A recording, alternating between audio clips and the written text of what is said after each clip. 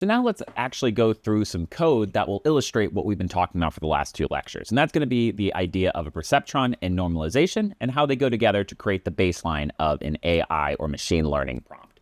So what we're going to be doing here is we're going to be taking a look at this demo. This is something called a Jupyter Lab notebook, or just a notebook. Essentially what this is it's a way to run Python code in a way where you can go step by step and look at the visualizations as you run it. It's a great way to display data to people, or to just look at your code and to be able to analyze it step by step. So that's what we're going to be utilizing to see how we can build our own perceptron and why normalization is important while we're building that perceptron. So if you take a look right here, what we have is essentially we're going to be using the perceptron data normalization with the example we've already sort of talked about a little bit, which is hours studied and previous test scores. So in the first section here, we're just going to be importing some libraries. So we're not going to be importing libraries that already do it for us. There are perceptron libraries out there. There are machine learning libraries out there. We're going to be building this from scratch. So all we need to do is import essentially the math library here, and then a way to plot it so we can actually visualize it ourselves. Once we do that, we just go ahead and initialize a couple of the plotting things, and we are good to go on our first section. So if we click this play button, you'll see that we are now starting a new session and we have imported our libraries. The next section, we are going to go ahead and look at building the actual perceptron class. So this is the code that will actually be our perceptron. What we're doing is it's going to be making a prediction, checking if it's wrong, and then adjusting the weights based off of how wrong it was. So to do that, we're going to have an initialization step. So this is right when you call it, it's going to initialize. This is where we define our learning rate, how many iterations we want to do, the max amount at least. And then we have some self variables here, which is the weights, the bias, and the errors per epoch. This is just tracking so we can make a graph later on. These two are important for the actual mathematics. We have an activation function right here, which is essentially just a very simple output 1 if it's greater than or equal to 0, else it's 0.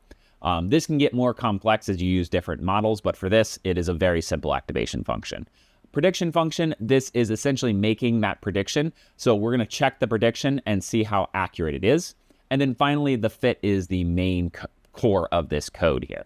We're going to go ahead and train it using the Perceptron rules. So we go ahead and we set our features. We set our weights. We're going to start with some random weights right here.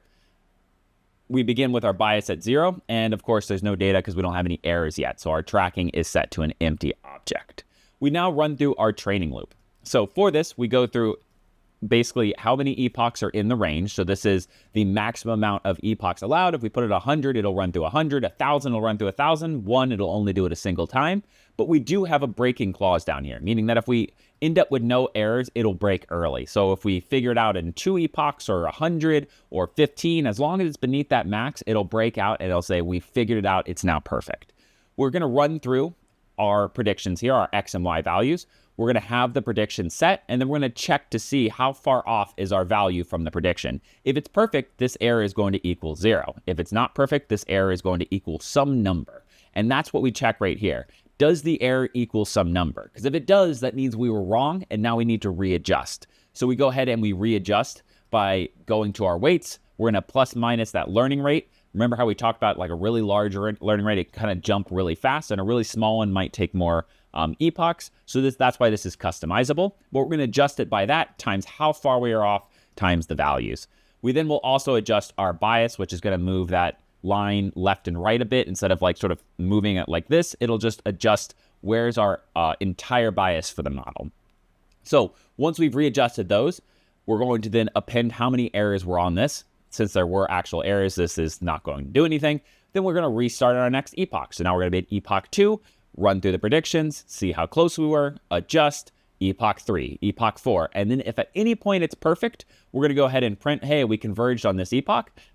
Go ahead and break out of this entire loop and return the model. So that is what we are doing by defining this class. So we click on that, and now the class is defined and ready to be used in our code.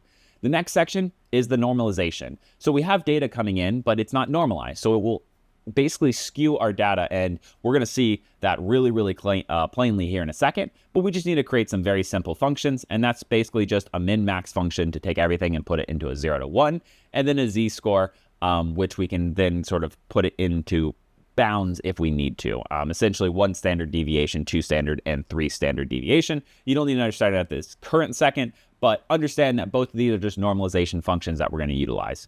So we turn that on, go ahead and run that code right here, and those two are now defined. Now we're just going to generate some sample data. So this is just a random way of creating sample data. We have a random seed here of 42. That way we can run it over and over again and it'll come out with the exact same seed data.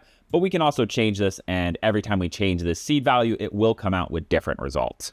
We're going to create failed students, and essentially we're going to make them go to that bottom quadrant of a graph, and then we're going to create pass students and make them go to that top right quadrant of the graph. We're then going to go ahead and display those, and that's what all this function down here is to display them into a matrix. Let me click the play button here, and you'll see that we're going to created 30 pass, 30 fail. And what does that look like? Well, that's what we do here. We visualize it by plotting the data, and what that generates is this, the failed and the pass. And so you can see up here in this code, we're basically taking the hours and putting them between 5 and 20, and the scores and between 30 and 60. And then we do the hours for the pass students at 25 to 45, and their scores are 60 to 90. By forcing our fail students and our pass students into this range, we have generated this graph right here. And you can see this is a very good graph for a perceptron. There is a way to draw a line through this that will make a whole lot of sense, where you can then make predictions based off of students. So with this data created, we notice something a little bit wrong here. And that is, on the left side, we have data from 30 to 90. And on the bottom here, we have it from 0 to 45.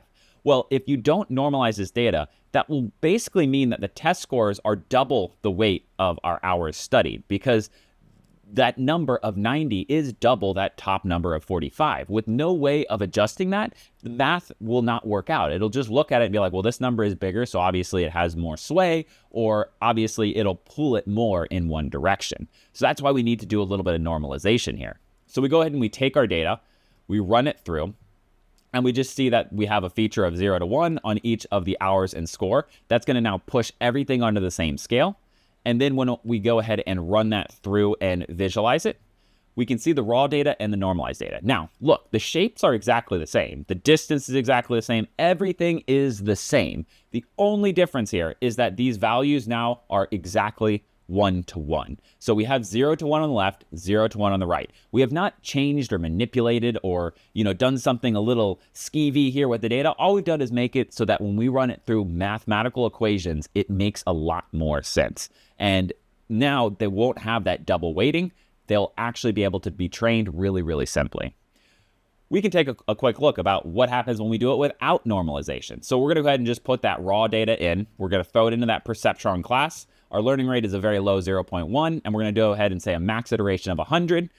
We're going to just run it through that fit function and see what happens. So we go ahead and do that, and you can see that our final accuracy actually comes out to 53%, and we hit our max. So we never actually created a model that fully works. It just couldn't figure it out with that data in the way it was. And we can even bring this up to something like 1,000. And if we rerun this, it's still not going to be able to figure it out. That denormalized data can either make the data skewed or can make these things impossible to solve. Well, anyway, once we run through this right here, bring it back down to 100, we actually got kind of closer here with a 70%. We can then train it with normalization. And you can see that at epoch 6, we were able to get to 100%. It only had to do it 6 times and we're able to make it all the way. Meanwhile, up here, we did it 100 times and only made it to 70%.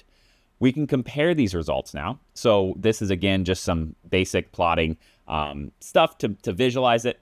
We create a little helper function here. That's all it's doing. And then we can go ahead and click this. And with utilizing our data, we can create 3 separate graphs here. The left one, this is without normalization. You can see that it did not figure it out. It got something kind of close, but with this skewed values, it just couldn't figure it out at the end of the day.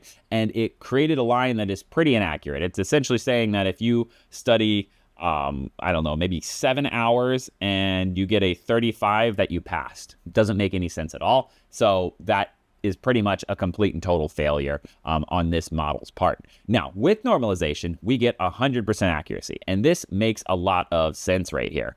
Essentially, what we have done is we have this idea that if you study more and you get a higher score, of course, you're going to pass. And these are, by the way, previous scores, not scores on the test. That would be obvious that, of course, if you got a high score, you would pass. These are previous scores. So if you got a really high score on a previous test and you study a lot, you're probably going to pass. That makes logical sense. Over here, if you study a tiny bit and got a really low score on the previous test, you pass. It doesn't make any sense at all. So that's where you see where that normalization comes in, and it helps us train our perceptrons a little bit better. You can see it really visualized over here. This is the number of errors as we go through. So with the normalized one, we start off at 2 errors. We make an adjustment. We actually kind of went the wrong direction, get up to 3 errors. And then every other iteration there, we're going down. We're making better and better decisions. Without the normalization, the data just doesn't make too much sense. And we are cycling between good data, bad data, good data, bad data continually. We might start getting close and then it goes back to bad data. So there's no real way that it can figure out how to solve this. We could probably put this as 1,000,000 iterations and it probably wouldn't be able to make a graph like this one right here. So the key takeaways here is that the perceptron learns by adjusting weights when it makes a mistake. And that is what we're doing to create this line right here. Normalization puts everything on the same scale. Without it, features with larger values dominate, aka the 80 will dominate over the 45. With it, all features will contribute basically the same. And the practical impact is it creates a faster convergence, more stable, and better decision boundaries. So overall, it's a higher quality and it's faster. So it's a win-win. Always normalize your data before training. This isn't optional. This isn't something like, oh, maybe I need to normalize it. If you are working in the real world with this sort of stuff, normalization is your first step every single time. It is always going to be a part of what you need to do is take that data set and figure out how do we normalize, how do we clean it. Choose the right method here, min, max, or z-score. There's lots of different methods that we will talk about as we go through these different lectures, but we need to make sure we choose the right one and then save your normalization parameters for new data. So once we have created this, we can finally look at this little table here, and we can see that it didn't converge. Took 100, 70% accurate, but with normalization, 100% 6, and it did converge. So this is the code about how you build a really basic perceptron and why normalization is important. Thank you for joining me with this, and we will continue on with learning different and more advanced techniques.